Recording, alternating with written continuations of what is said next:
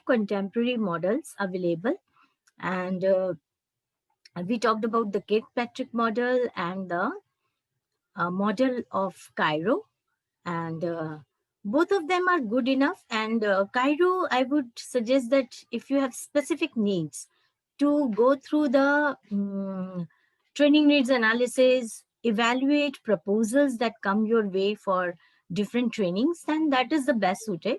Otherwise, I think Kirkpatrick is a whole thing, like it includes all the activities. So that is definitely the most popular model. And now we will move on to the Phillips model, or the fifth level of Kirkpatrick, if you can say that. Like, he has added another level, that is the return on investment. So let us go on to that. I'll share the screen with you.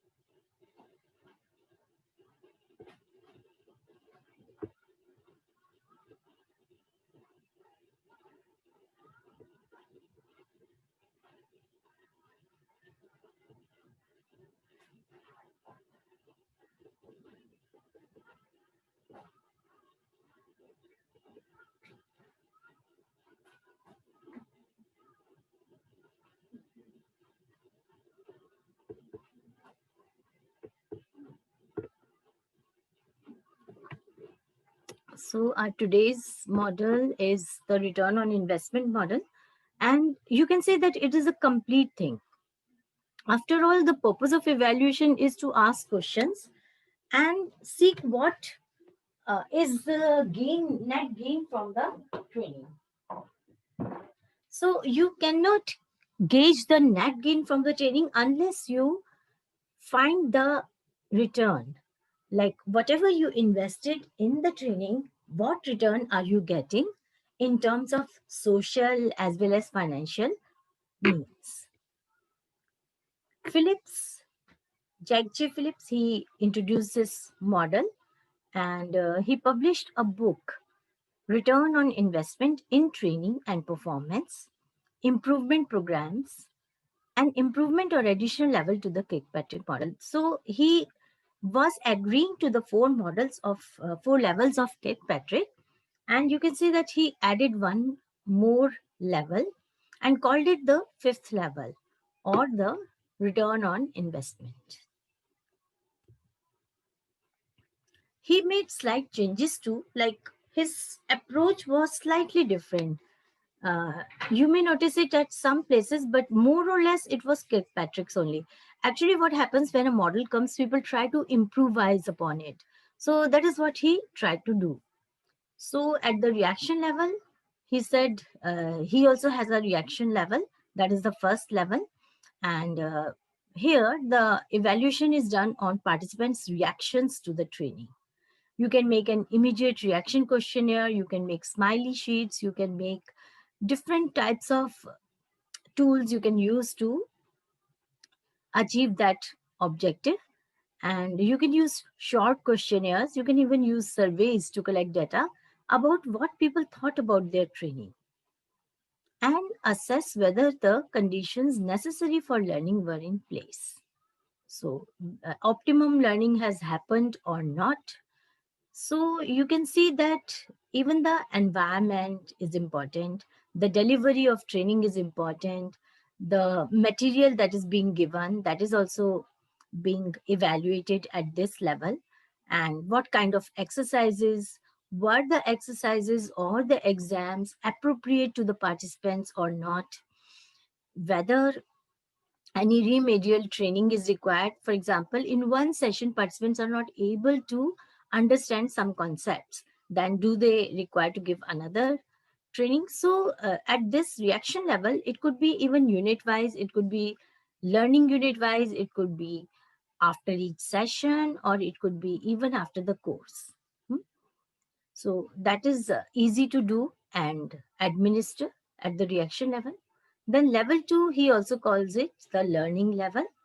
And here evaluation takes place and we try to measure whether learning took place or not. So essentially, you will be using some tests, some exercises, some group discussions, something to gauge whether people have really learned or not. This is exactly the same as the Kirkpatrick model and usually entails giving the participants multiple choice tests or quizzes before and or after the training. Before and after, or you can just give it after the training, depending upon the requirement.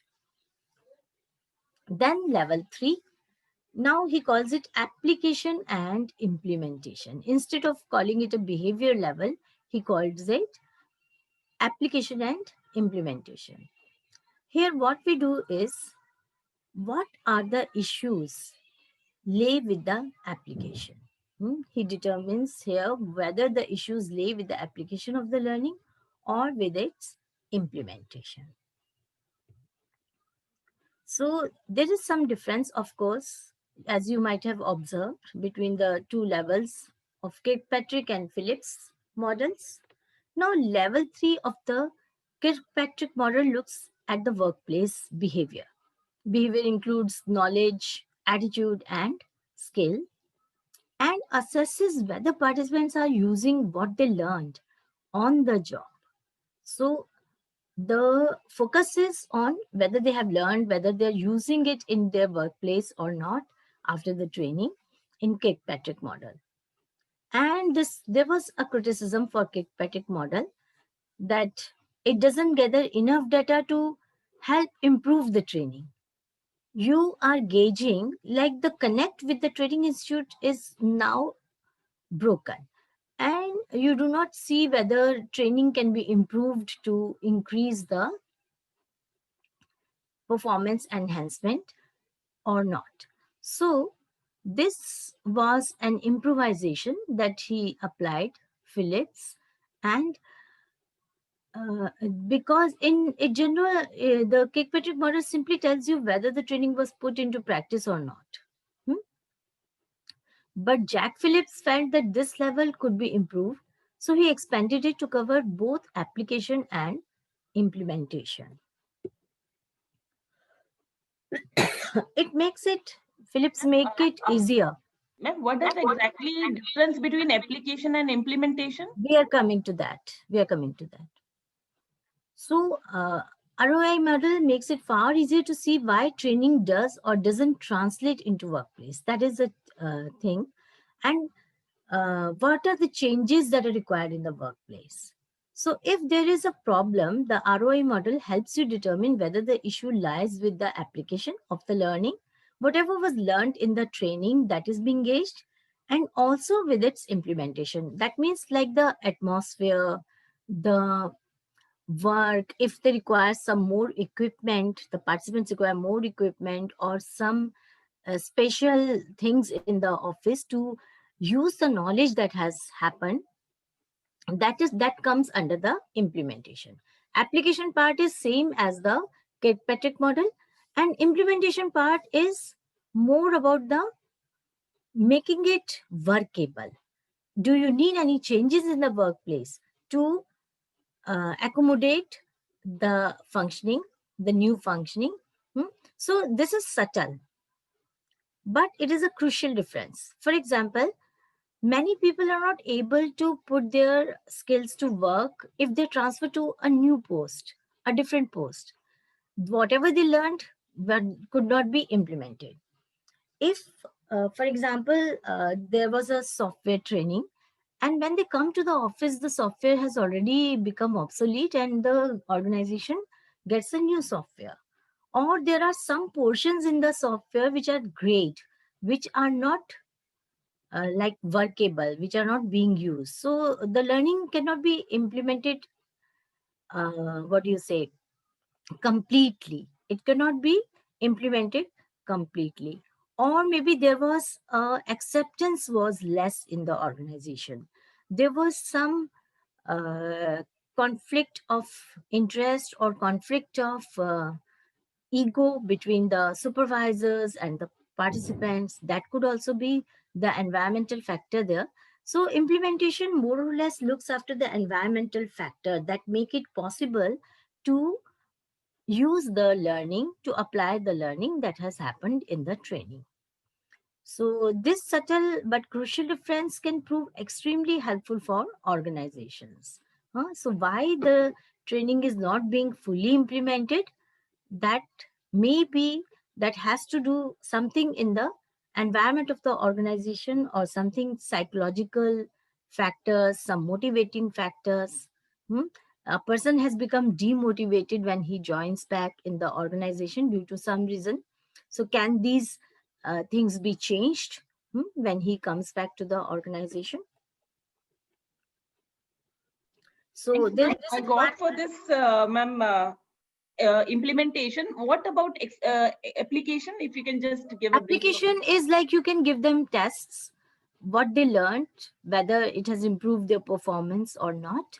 Like the Kirkpatrick model, the change in behavior can be gauged. That is typically to do with the participant only, not the environment or the supervisors or the colleagues. Okay. Yeah, thank you, ma'am. So this is one example that I am showing you of application and implementation in Ma'am, the if I third level. may I ask you a question at this point, Yeah, ma'am? please, please, please. Yeah.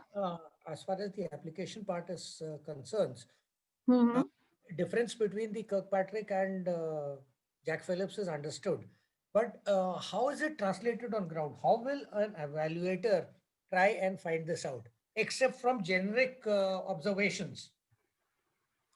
You will have to make questionnaires for the supervisors, for the colleagues, for the management, and elicit even for the participant a separate questionnaire for the participant to elicit whether why he has not been able to implement the learning. What are the So, factors that are causing him to not put it into practice if I may fully? say, ma'am, that Hmm. at the end of the training, the person should have been able to do XYZ job or a particular job up to a certain level of competence. Once the evaluator comes and sees the performance of the trainee on that job, in case that level has been achieved or that level has been surpassed, in that case, the implementation will not be checked. Yeah, Or that is what do you say, an right in ideal over ideal situation, which generally doesn't happen. But if it is so, then there's no need. so that I am correct in my assessment, in my It understanding. actually, what does it signify is both the implementation part and the application part is too good to be Yes. true. Like So which means it that doesn't if happen, but if it happens, then fantastic. Both the implementation and application of learning has happened. So your level 3 has just shot through this. so That is what it implementation means. will follow the application part. In case there is a shortcoming in the application, then he will go into the You need to implementation evaluate only if the performance is not happening up up to to the the mark. mark. Whatever So you why do you need to evaluate if he surpasses what is expected? no, that ma'am will have to be seen because it's quantified. The performance has to still got to be quantified. So that is why evaluation may be required, but evaluation of implementation may not be required if his application has Yeah, already given you true, the true, true. For example, you wanted to simplify it. For example, you wanted a typing speed of 40 words per minute. And the earlier speed was before the training was 20 words per minute. But now he is able to do 60 words per minute. That means implementation is happening, so nothing to worry about it. Roger, ma'am. Thank you, ma'am. Ma'am, just in line with that, in application, does it mean that it has to be like immediately after a training and also after 3-4 months, as you told in the after training, to have the Look, change in behavior? immediately after the training, you cannot do level 3 in both the cases, even Uh, in Kirkpatrick and even in this Phillips model. They are the Okay. same. Like it takes some time. It takes some time to, if you remember, we talked about constraints of Yeah. evaluation. There Yeah. are some constraints. It takes some time to settle in the organization and apply what he has learned. Yeah, ma'am, practically, but I see that sometimes training manager immediately come after the training program in the field to see that whether the person is able to get that or not. And even after few months, he comes back. Like this is my organization feel, which I have been seeing. That is fine. That is fine. He wants to gauge what you have learned, and Yeah, then after 6 months, he wants to see whether you have implemented it or not, whether you yeah, are applying it or not in your training. yeah. So that will be What you L3 learn from the only. training. That is good enough. Yeah, he's like they're being extra. They're taking extra pains.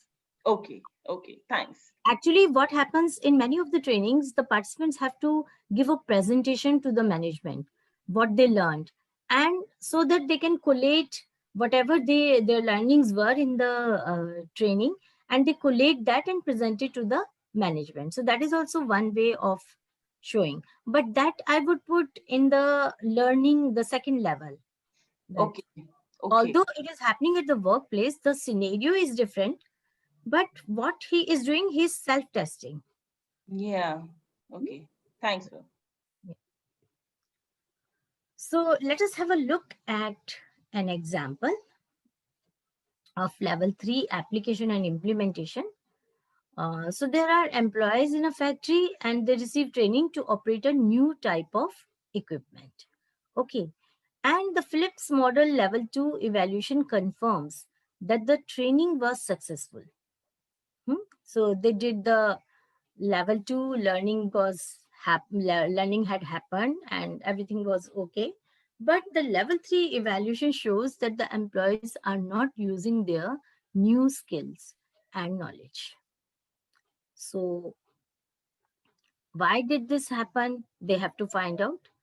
A Kirkpatrick level 3 evaluation would simply tell you that the training wasn't being implemented, but a Phillips ROI model level 3 evaluation would show you more about where the problem lay. For instance, the employees could be able to operate the new machines, but are faced with a problem that prevents them from implementing it, such as the machines being faulty or inoperable, or some equipment is missing from the machine. So these two things, machines being faulty or inoperable, has nothing to do with the training. So what the model 3 the level 3 of model Phillips model says is, you also check the things which are additional to the training, which a person requires to implement the learning that has happened in the training. But Kirkpatrick stops there. Like whatever they learn, whether they are implementing or not implementing, they do not go deep into the factors that are preventing them to learn, preventing them to apply this. So that is the subtle difference that the two levels have. Now, level 4 in ROI model, it it is called impact, which is the results model in Kirkpatrick. And in the Kirkpatrick, the fourth level of the model, it focuses purely on results. What results you are getting. But the Phillips broader and looks at the impact of the training on the organization. Actually, what it does is it wants to gauge the whole organization, how it is affecting the whole organization. And this helps identify whether factors other than training were responsible for delivering the outcomes. So even at level 3 and level 4, the measurement is also for other factors other than training. So this represents a substantial improvement over the Kirkpatrick model, as it allows you to see whether factors such as sales data, weather, or supply issues were responsible for changes in performance metrics. So there could be other things also that are responsible for enhancement in performance or decrease or not getting the desired standard. Okay.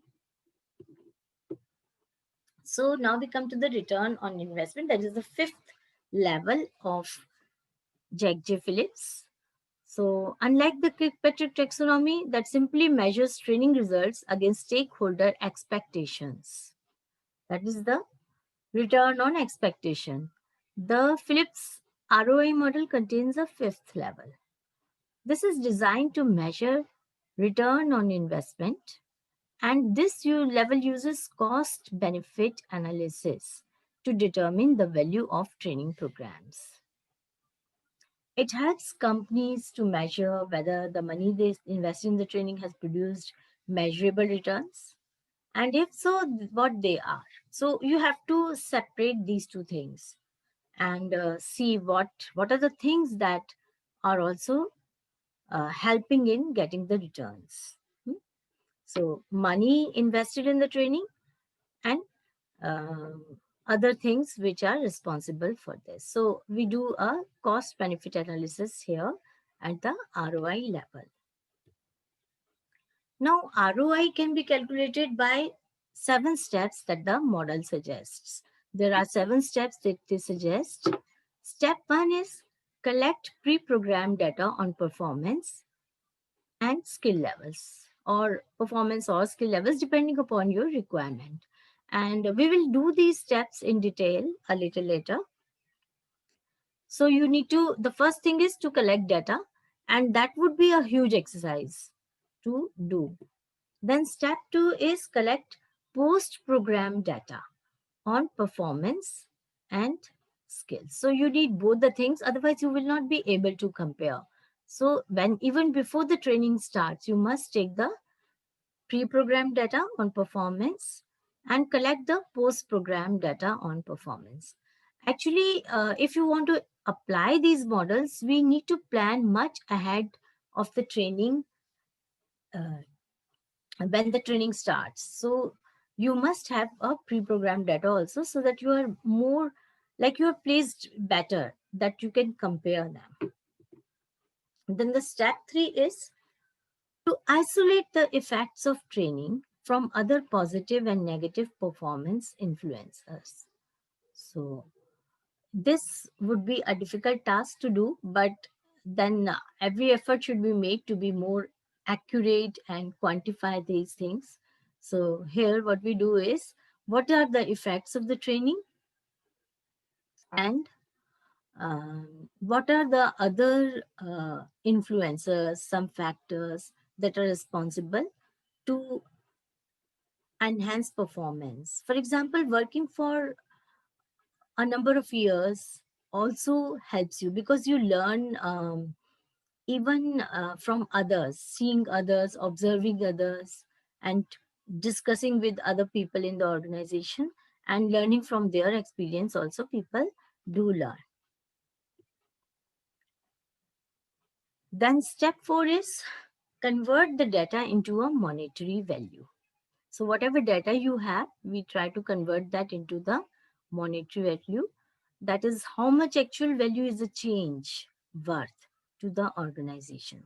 So the organization can make their own parameters and try to convert it into a monetary value in rupees.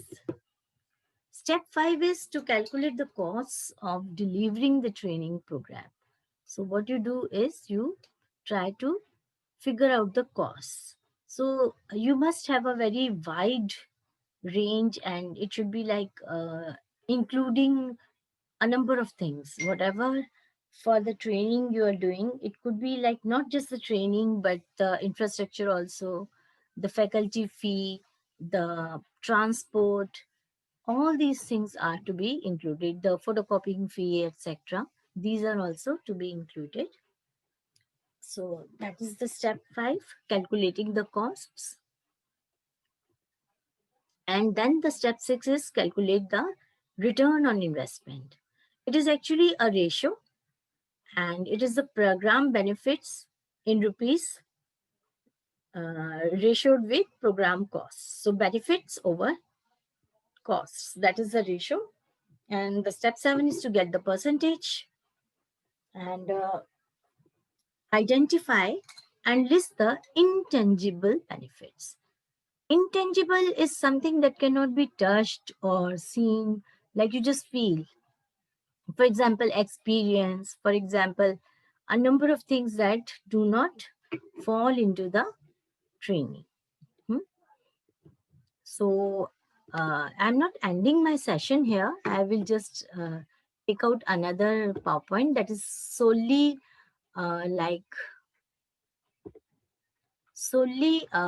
dedicated to. Ma'am, before we go on to the next one, Mhm. you just elaborate the difference in level 4. You in the Phillips model, it is being termed as impact. Mhm. Its results in the other one. What is the subtle difference? Because as I understood the Kirkpatrick model, also when you are talking of the results are both tangible as well as intangible results. As a trainee who is, as a person who has just come back from training, I will have certain amount of subtle influence on my co-workers also. That in general is going to increase the performance of the complete team. That is what is taken care of in the Phillips model also. So how is the, in the Kirkpatrick model also, how is the Phillips model different from this? What is that subtle difference between result and impact?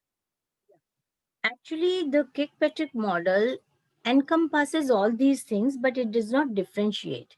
It just measures what is the, uh, for example, if they had a goal, the sales should increase, or they had some desired, what do you say, standard of performance. The people should be able to sell this much product, or whatever. Say the complaints should reduce. Huh? So they check it over the years in the results and the annual reports, the financial statements. They give you the data about it. You can compare it with those that were 6 years ago, and you can compare it now. And that is the result that it gives. It does not differentiate between whether it was solely due to the training or due to the some other factors also. But the Phillips model, it tries to differentiate these two things. It tries to separate the factors that are other than the training and also the training. Hmm?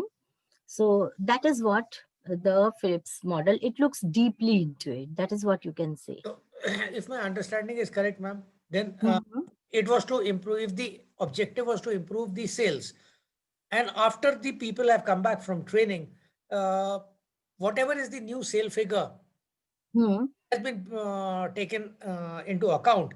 As long as Hmm. it has increased beyond what was the benchmarked figure that you should have reached this level, as long as that has been met or exceeded, it is fine. That is where the Kirkpatrick model ends. But in the Jack Phillips model, the when you calculate the ROI, you will actually be able to say as to what is the increase. But in this, you will also say that of the sales that have increased, so much percentage has been a direct result of training, and so much has been as a result of indirect impact of the training on environment or the other employees or whatever factors that the evaluator is considering. Would it be a True. assessment to make? Yeah, sure. Okay. True. That is Thank you. there. Ideally, that should be what it is. Okay. Thank you, Yes. ma'am. So I will just share my screen and just give me a few moments.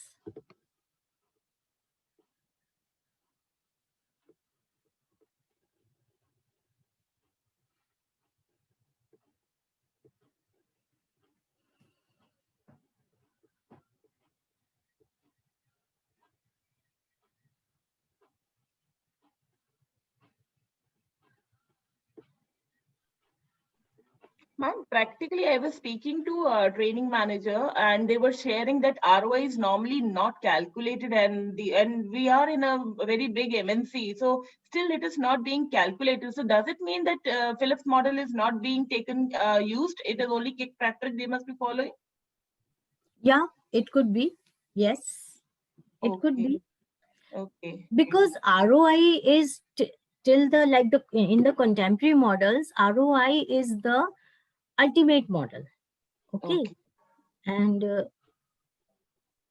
just give me a few. Let's have a break of say 10 minutes. Okay. Yeah. I'll just stop my video. Let's have a break for 10 minutes and then we'll come back.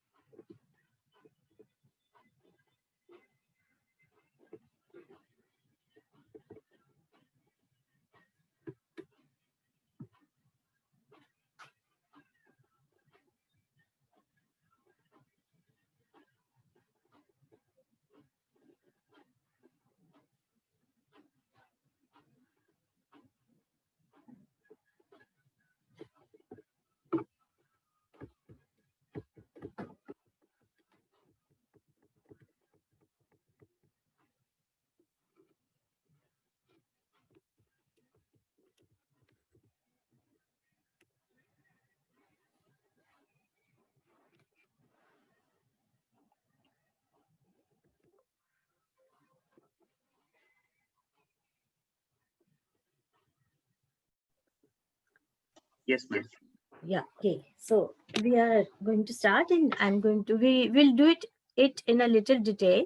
The return on investment and why do we need it? That is also important. And,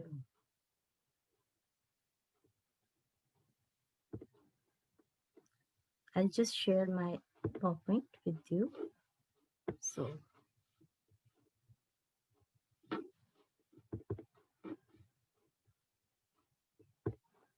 So let's have a look at calculating the return on investment, how we should go about calculating the return on investment.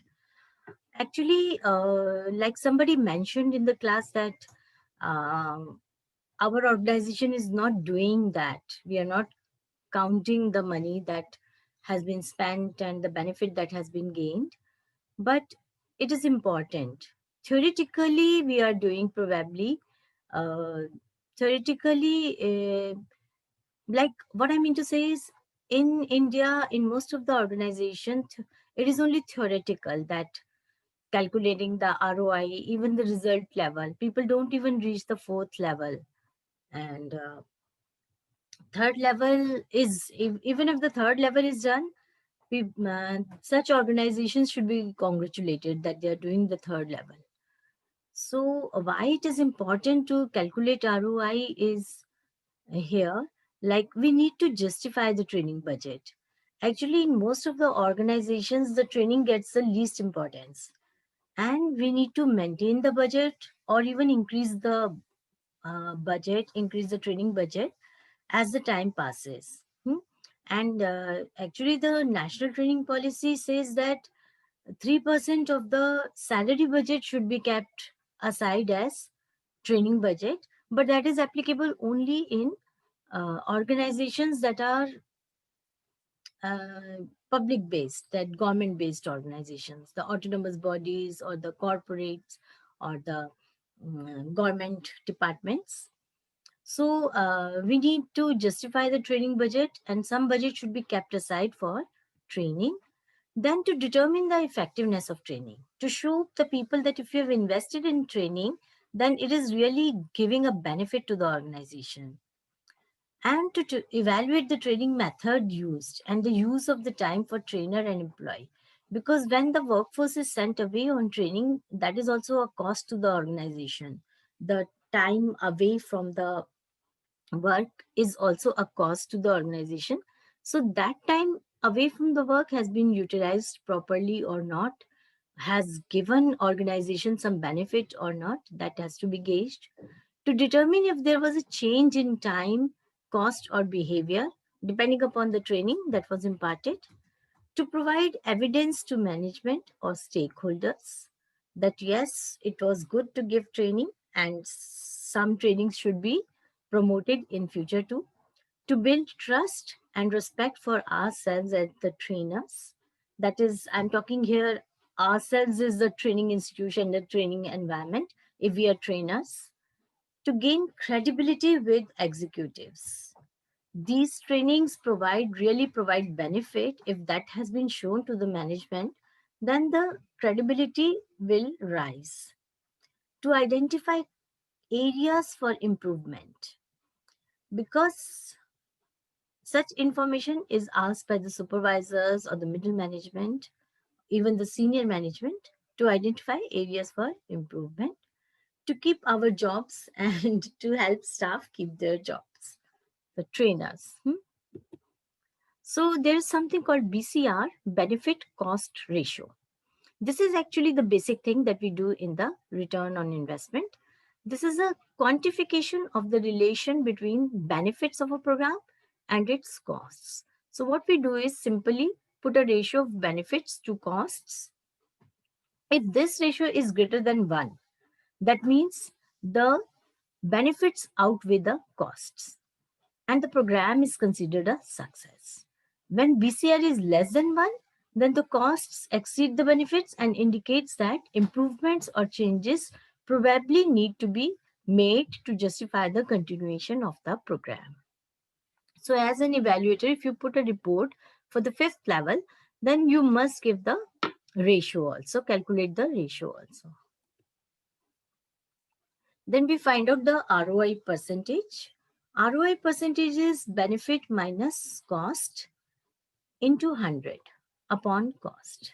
So that is the ratio between the net benefit over the cost. So a result greater than 100% means that the program has a net benefit after accounting for the costs involved in running it. For instance, an ROI percent of 150% means that the program yielded a 150% return on the money invested. That is, the program yielded $1.50 for every dollar that a program cost. A result less than 100% means the program had a net cost. Like it cost the organization, but it did not give it much benefit. This means that the program did not recoup its cost after accounting for the benefit. So there are 7 steps that we talked in the last slide, given by Jack J. Phillips.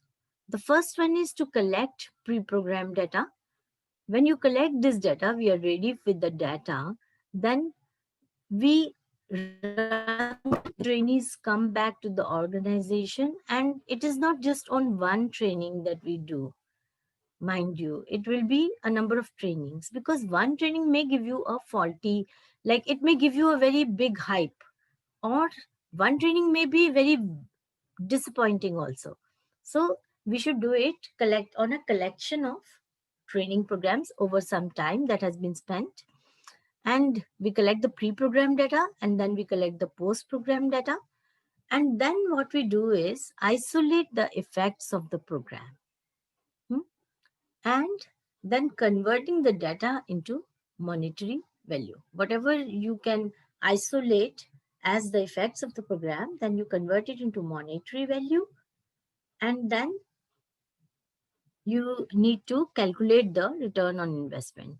Actually, it also involves tabulating the program costs. So on one side, you have the program costs and you convert it, and then you calculate the return on investment. So ROI will be net program benefits, and from 5 you get the program costs, and then you identify the intangible benefits also, which will be like other than the training. Some benefits that have accrued, that also has to be given. So I will show you one example. This was done in ESI, the ROI calculation, and it was project management and business analysis and learning program on which the ROI was calculated. So what they did was collected the pre and post program data. So a survey was done, and a survey approach to ROI was done, and that is actually a very effective and efficient, because here we will be talking about a number of people, not just a few persons who have undergone training, but a number of them. So survey would be very good, and a survey approach to ROI can be effective and efficient, and a good survey methodology is the key. Like, it should be very accurate. When surveying opinions, the more data points, the better. Like, you should be able to counter check them also. So frame your questions in such a way that you have multiple questions about the same thing. For ROI to be credible, providing as many different perspectives as possible to validate the data is essential. For example, one perspective could be of the participants, another perspective could be of the supervisors, another perspective could be of the management, the HR people, and so on. Even the customers, like you can even take the data from the customers, whoever be you think are the important stakeholders. From them, you can take the data, and if possible, include the students, manager, or colleagues in the evaluation process to enhance the credibility of the ROI number. So what we do is we build the survey. 3 prerequisite measures are critical that actually act as lead-ins to showing the ROI. The first factor could be like learning effectiveness. If you take this measure, try to measure the learning effectiveness, then job impact, and the business results. They provide quantitative proof to support the final conclusion. Like, you can have some proof that yes, this has happened. So learning effectiveness, you can use a Likert scale. In this, Likert scale was used, and questions will typically ask the students to what extent they experienced gains in knowledge and skills as a result of the course.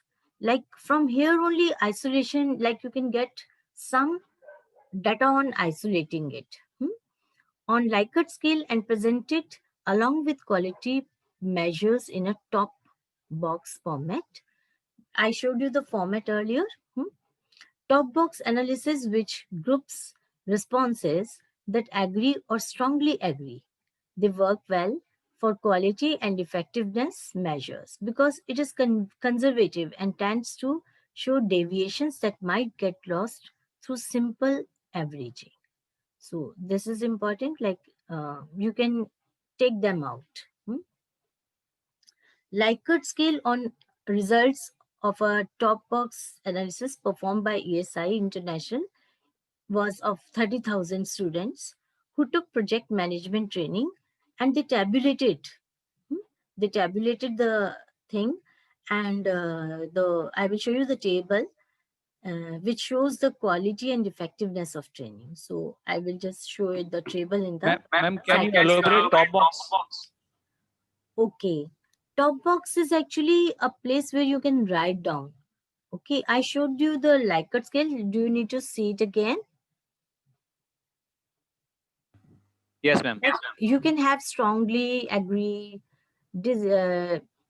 agree, and not agree kind of things. Opposite. I'll just show you. All right.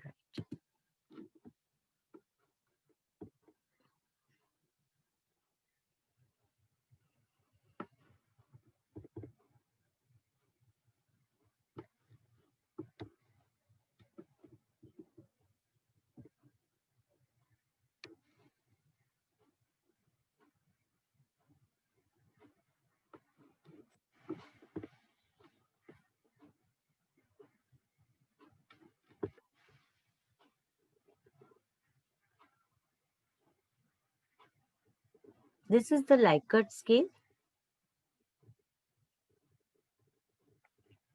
Like, the top box is this one, which is very relevant. Like, in this example, you could have the very like strongly agree, quite agree, agree, disagree, or strongly disagree. That would be the bottom box for you.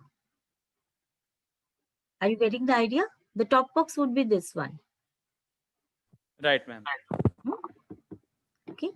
So depending upon how many people are saying very strongly agree, you can, like, there would be different questions. This is just one example. So there would be different questions to that.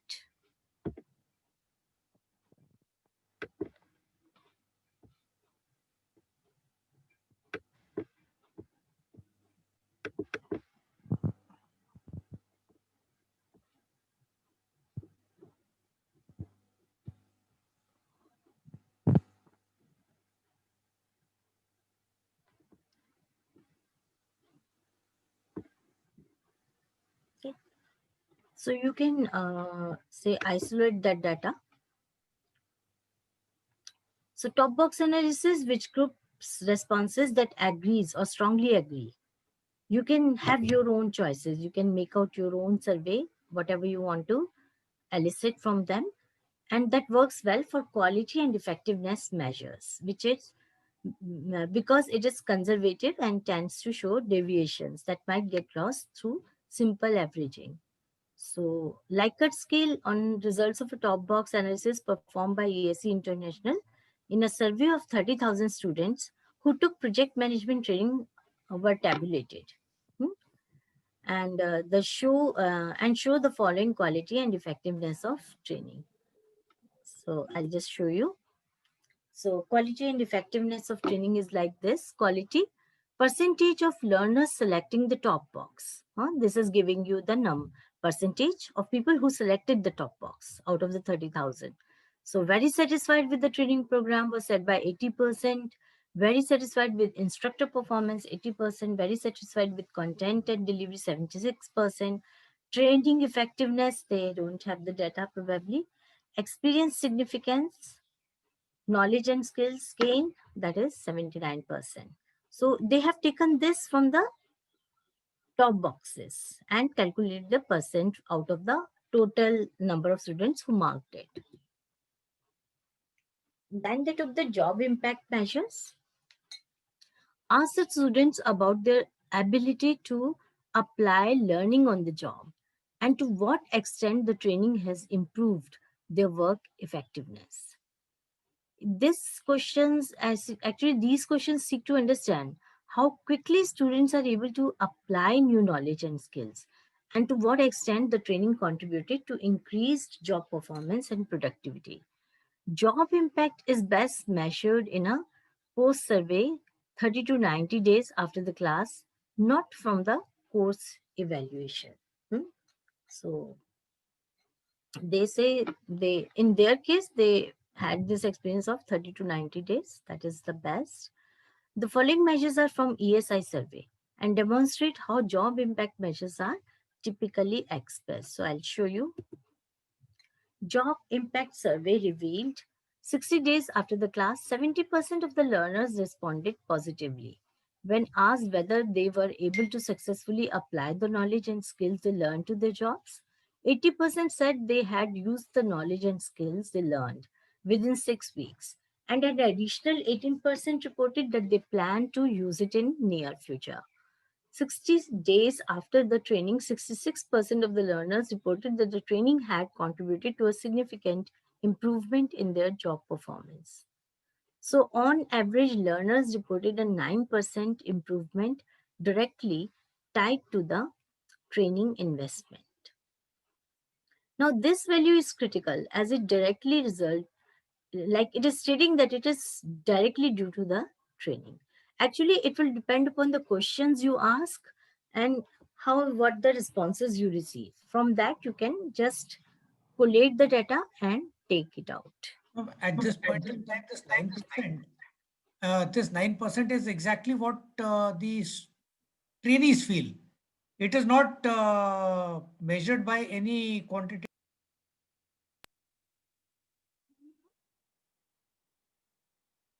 I didn't get your question. I'm saying at this point in time, the last bullet that that is there on the screen, that learners reported a 9% improvement directly tied to the training investment. This is what is the assessment of the individual learner, or is this the assessment of the evaluator? evaluator, of course. Like there was a survey given, people responded to that, and 60 days after they got 70% of learners responded positively, and they must be having questions. It is not giving you the details of the questions because that would become too big for you. And 80% said they had used the knowledge and skills they learned within 6 weeks. And an additional 80% reported that they plan to use it in future. Now they did another survey after 60 days, and that was like Ma'am, but 66% of the learners reported that the training had contributed to a significant improvement in their job performance. okay, And from the questions, etc., they have not given the details here.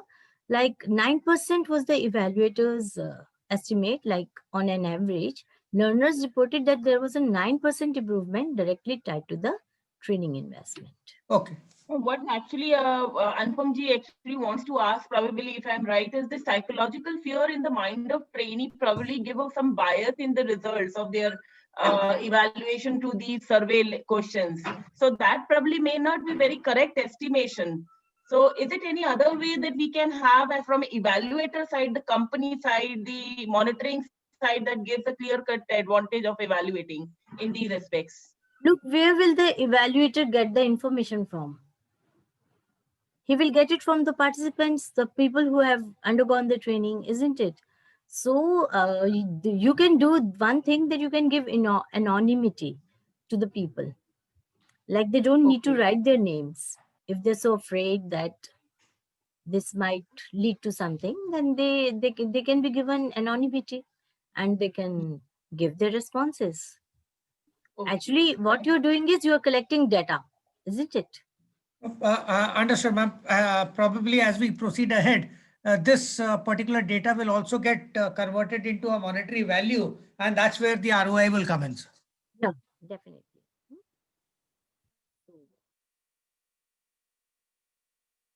So they found out that 9% was due to the training, and business result measures indicate like quantitative evidence must be provided to show specifically where and how much. So you need to ask questions related to specific desired outcomes, and by measuring the extent to which the training program impacted it. And there is a table you will see, and this is from the ESI Project Manager Survey and demonstrates how business results might be quantified. So you can have a look at this. So on the left side, you have the business results, which they thought would be useful for them. And then you have the percentage of learners reporting an impact on the business results and average training contribution for all learners. So you have increased quality, decreased cost, decreased risks, and so on. So, and you have this percentage of learners reporting an impact. So whatever data they collected, they quantified it and related it to the business results and tabulated it like this. Okay. So after that, you create a post event feedback loop, and data for learning effectiveness measures, which are critical measures, should be captured in a post-course survey and delivered 30 to 90 days after the course was delivered.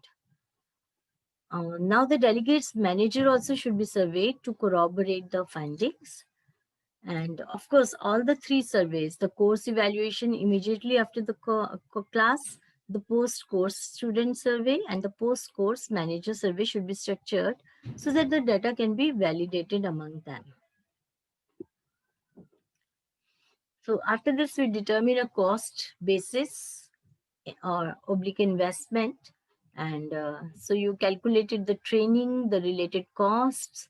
For example, the costs were the per student loaded tuition costs, including courseware, instructor travel and lodging, venue costs, snacks, administrative costs. This will differ from one training to another. And the average salary of the attendees, that is also important. So the calculation is done. The most important number in determining ROI for a program is the number of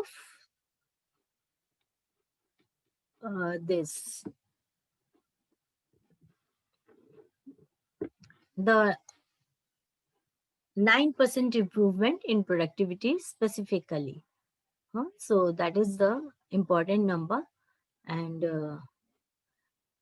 so this was because they found out that this was due to the training's direct impact on the performance, direct contribution from training to performance improvement. So the 9% improvement in productivity specifically is due to the training they attended. However, when self-assessing, people tend to be overly optimistic. For this reason, the performance improvement percentage should be factored down by 35% to compensate for the bias.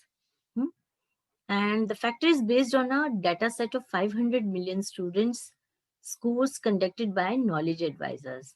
So why they got a 35%, not 40%, not 50%, or not 15% is an estimate that they make due to the 500 million student scores.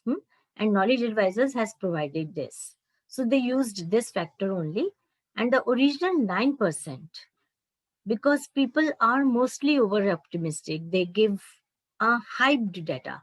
So they cut it down, and the original 9% approximate improvement reported in the ESI study was factored down to 5.82% to compensate for self-reporting bias.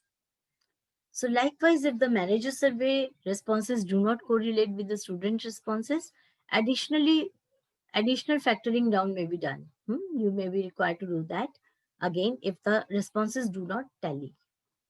Now, what does it mean, like factored down? What is this way that we do it?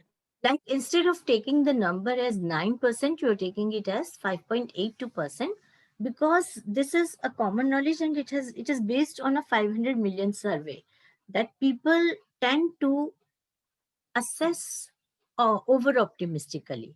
Like they would say that most of the training, most of the improvement in performance is due to training, whereas it would be lesser than that. That is why it is factored down. Thank you very much, ma'am. I actually got this, but how it is calculated? 35% factored down from 9. You will have to go to the website of knowledge advisors to find out. Like you will have to make a Google search.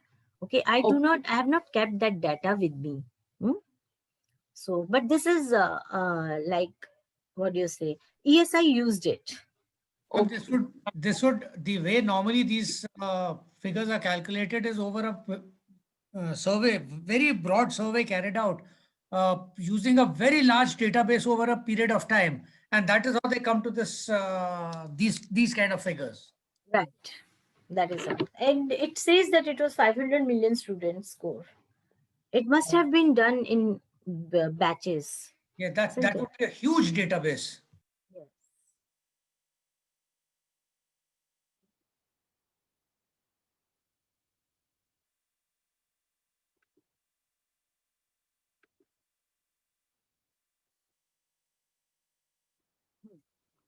So the benefit from training or return is calculated by multiplying the percent performance increased by the average student's salary. Now you must be thinking, why salary? Because on average, organizations benefit from their employees. Okay. And they try to compensate them by giving them salary. In other words, they derive more value from them than they cost. Actually, whatever salary you are being paid, the organization is getting much more benefit out of your efforts and work. Therefore, it can be concluded that if an individual's productivity increases by 5.8%, as it did in the study, then the company would benefit more than 5.82%. Using salary as a basis for calculating the investment return is actually conservative, as the real return would theoretically be higher. So return is $80,000 if that is the average salary of the group into 5.82%, and that is $4656, and investment was only $16 that they calculated separately. That was their total cost. So the ROI would be 4656 minus 1600, that is the investment. Upon the investment, or you can say the cost, that is 191%, and per student monetary benefit. So this number shows only the return side of the ROI calculation. In this case, the training generated 4656 4656 in monetary benefit for each student taking the course. So that was their estimate, the ESIs. Since it is more than 100, so it is a beneficial thing. And though technically ROI is a single calculation, there are a few additional ROI related calculations that can be performed to help communicate the impact more effectively. For instance, the ESI study calculated the ROI, then they calculated the monetary benefit per learner also, then they calculated the benefit to cost ratio and average payback period also. So this is what the ESI people did. Now, benefit to cost ratio is actually a ratio that articulates the monetary value of the training relative to the cost. For the ESI study, the companies and government agencies investing in project management and business analysis training received $2.91 for every dollar they invested in training. And the benefit to cost ratio is 2.9 to 1. So 2.91 to 1, that was their ratio, BCR. And then payback period, this is a time-based ROI calculation, which indicates how long in months it will take to pay back the initial investment in the training. To calculate the payback period, divide the per student monetary benefit by 12 and to get the monthly benefit, because it is yearly, so that is why they are dividing it by 12. Then divide the investment by the monthly benefit to get the payback period. So 4656 annual benefit divided by 12. So they get $12.388 as monthly payback, and 1600 divided by 388. That is the monthly payback. That is the investment that was done. So investment was 4.12 to pay back the investment. So that is how they did it. So this is how the ROI calculation is done. And let us have a look at another model now. And that is the Kaufman's model that is also in your course. I will share another PowerPoint with you. Ma'am, for the yeah. I have a doubt out here. This Okay. ROI that has been calculated, as I see, is a hypothetical ROI. This is based on the assessment of the students, that they felt that they have increased by 9%. It was then watered down and brought down to about 5.82%. Now, this is not something which has been quantitatively proved. If he is from sales, have his sales increased? Has the production increased if he is from a production department? Those kind of things. So this is a hypothetical value which is based on the assessment of the learners. I don't I don't think is going to give you the correct ROI that actually the company is going to get on ground. I would agree with you on this, Anupam, because it is the kind of training that you're providing. You don't provide just the sales training. You provide other trainings also. No, So I'm it just highly depends upon what kind of training you have provided. I agree. I agree. But as I see ROI, if I have to calculate, then the ROI calculation, if this is the model in which I am going to calculate ROI, then it is not very difficult to do that. We have always been saying that the data collection, the integrity of the data is extremely important as far as the ROI calculation is concerned. In this particular case, the data, to my mind, is very hypothetical in nature. I don't think so, because ESI are the best judge for their own trainings, and the project management and business analysis and learning program, that is a training that is a must for them, for their project managers, isn't it? So people or the BAs there, business analysts there, so they would be having their approach could be this. Their approach is quite conservative. Like, yes, there would be, like, you can say there would be plus or minus in this also, but I don't think this is hypothetical, because it depends, like you won't have so many things to quantify here. Look at the questions they asked in the survey. Otherwise, tell me what are the other ways to find out. If you don't take the survey from the students, then how do you go about doing it? Sales is okay. You have the number of sales. That is the data there. In Okay. sales, in But sales is a different thing. You in have a sales- number there. How many sales- products have been, say, sold and all that. Yeah. I agree. But here you wouldn't have that number. The quantification will come up in sales. The quantification can come up in production. The quantification can come up in consumer affairs, in terms of how many complaints, have the resolution been done, have the number of complaints reduced, those kind of things. I agree that there would be certain fields in which the tangible data may not be there. So in that case, it will remain hypothetical. It is based on assessment. My assessment may be different from your assessment.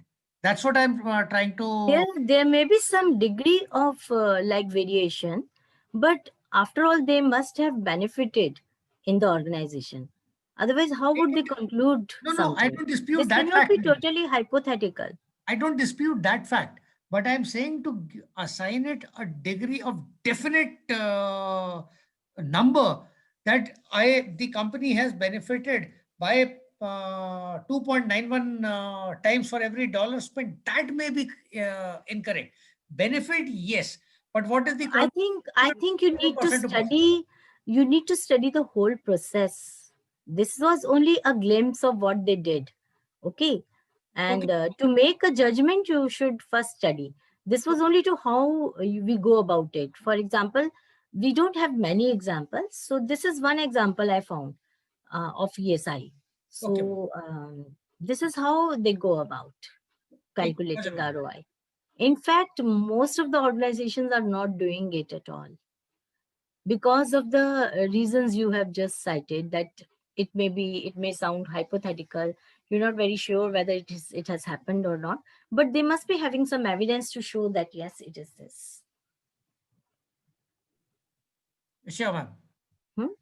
So okay, so shall we go on to the next model now?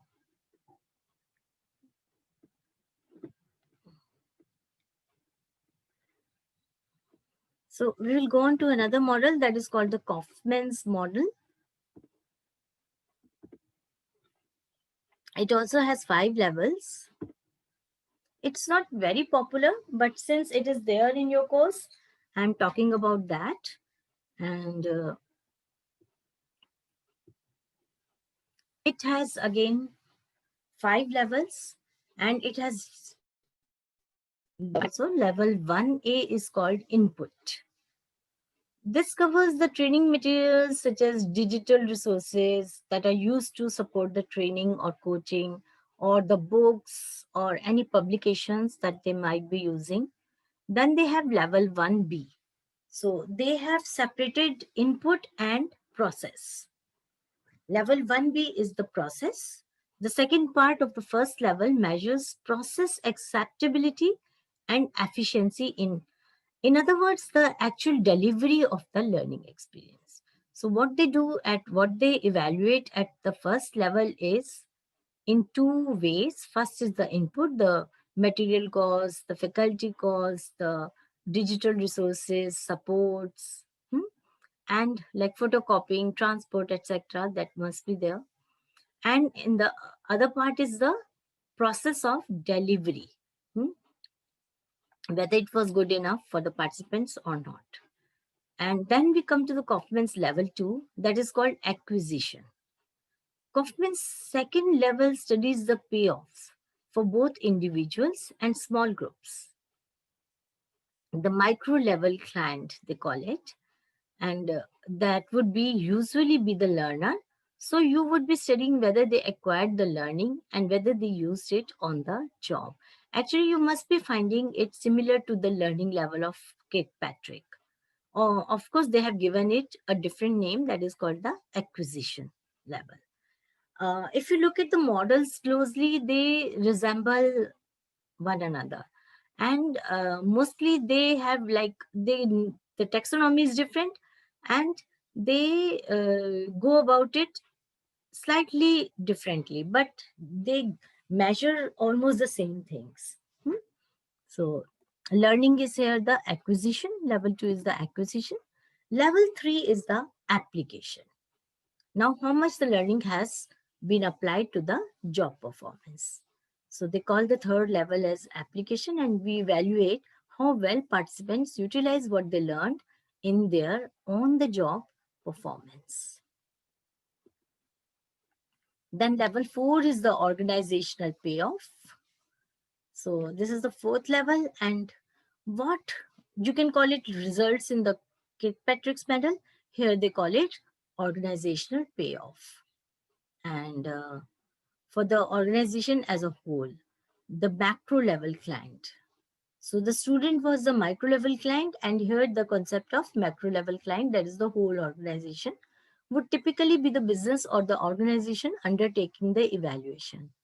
And this level includes performance improvement, evaluations, and a cost benefit and cost consequence in analysis. So it also includes some kind of ROI at this level, what quantifying the improvement in performance vis-a-vis the cost they put in. Then they have another level which is not in other models. This is the societal outcomes. Kaufman's fifth level focused on what he termed mega level clients. This could refer to a business clientele or to society as a whole. Like it could include the customer base also.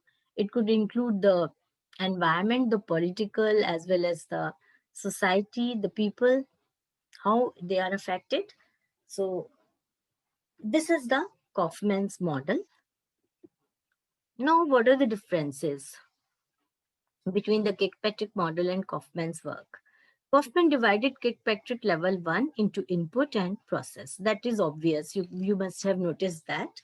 He grouped Kirkpatrick's level 2 and 3 as micro levels.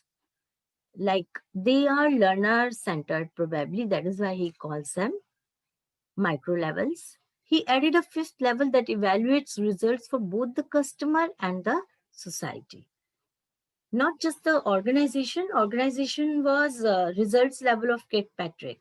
That was the fourth level. And here they have added a new level, that is the fifth level, that evaluates results for both the customer and the society. Now there is a change. First change is division of Kirkpatrick level 1 into input and process. What is the significance? It separates the evaluation of resource quality and availability from evaluation of its delivery. Like they have separated it. Delivery is separate thing and evaluation of quality and resources is another thing. It is important to assess the quality of resources, whether they are outsourced or within the workplace. An otherwise well-run course could fall down due to low quality or insufficient resources. For example, the mic is not working, or the facility is like the AC is not functioning and it is too hot. Then the participants are not able to concentrate on the learning. So that may lower the quality. For example, the course material could be the wrong level for the learners. It's too easy or it may be too difficult also. Or perfectly robust material could be poorly delivered. By separating resources from delivery, Kaufman model makes it far easier to see which factor was responsible for the success or failure of a course and where you need to improve. The other change is grouping Kirkpatrick's levels 2 and 3 as micro levels. So using Kirkpatrick model, a level 2 assessment would measure the learning that took place on a course, while a level 3 assessment records whether the learning had an impact on the participants' on-the-job performance. This approach provides useful data that will help resolve any issue. By grouping these as micro levels, Kaufman's model places less emphasis on the reasons why learning isn't making its way to the workplace. This is less helpful as there are different reasons why course participants may or may not obtain new skills and knowledge from a course compared with the extent to which they apply what they learned on the job. So, like, to my mind, it seems unnecessary, like, there's no need for this. But, anyways, we have this model.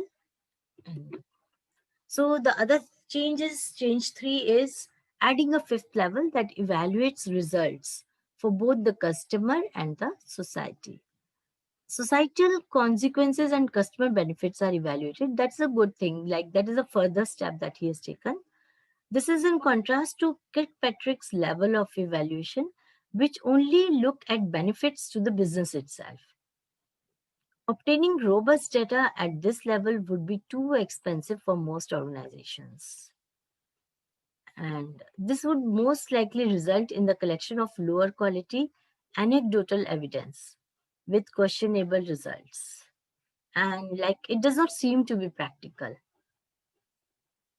So that was the Kaufman's model in a nutshell. So I will just stop my slides here and we will continue in the next session, next Saturday. And so any questions? Ma'am, thank you very much. This was really a very important session in the sense the contents were touching various models, ma'am. But there was a word in assignment, there was a question in assignment. I was trying to attempt that and I need a bit help because at this moment I feel not very capable of handling the evaluation calculations. So I have to deep dive more. Ma'am, the question is that in training program, a group of 40 trainees in your company, whether be supervisor, manager, trainers, whichever is to apply in the field, calculate the ROI. Ma'am, there are 4 things given there: levels, strategies, techniques, and statistical analytical methods.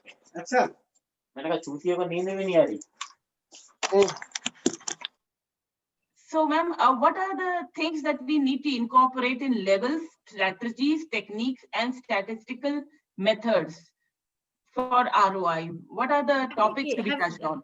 Have they given you some data? No, nothing, ma'am. It is just 40 trainees. Okay. Can you just write it down and email it to me? You have my email? Yes, Then maybe in the next session, the first thing that we will do is we will discuss this. Okay, ma'am, the assignment is actually on 31st is the last submission. So we were working on it and I was finding little pain in doing this, not having much experience though, as not in training as well. I think then you will have to assume the data. If they haven't, unless you have the data, you cannot calculate the ROI. Yeah. So you will have to assume the data, write down some figures, Okay. and then do a calculation. I think it is only to test your understanding. The data or the content part doesn't matter. It is only to understand your what do you say, to estimate your understanding whether you have understood the concept of ROI or not. It should actually be the ratio. And you can show the 7 steps in tabulated form, and you can assume the costs and you can assume the benefits. The data can be assumed, then you can assume the data. Otherwise, they should give you data if they want you to. Strategies. He's also talking about strategies, techniques. Strategy is I think you will have to suggest a model. Like if you want to calculate the ROI, then it is better to suggest the ROI model, Jack J. Phillips model, and then tell them the steps.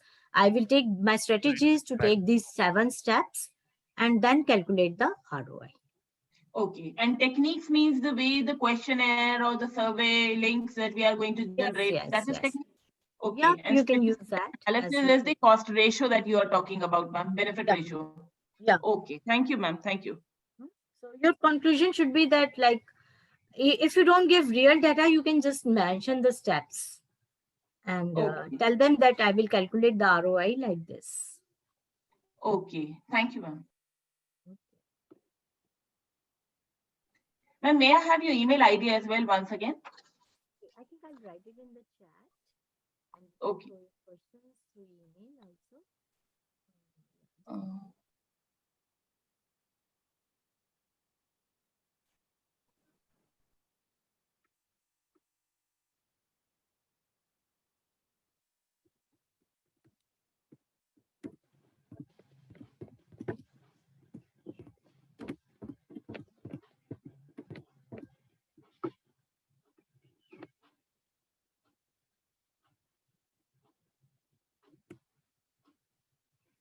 So I think you can see my email ID in the chat.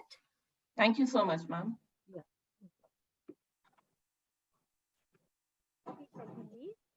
Does anybody want to talk about anything? Okay, then thank you very much for giving me a patient hearing, and I will just leave the meeting now. Thank you, ma'am. Thank you. Thank you. Thank you.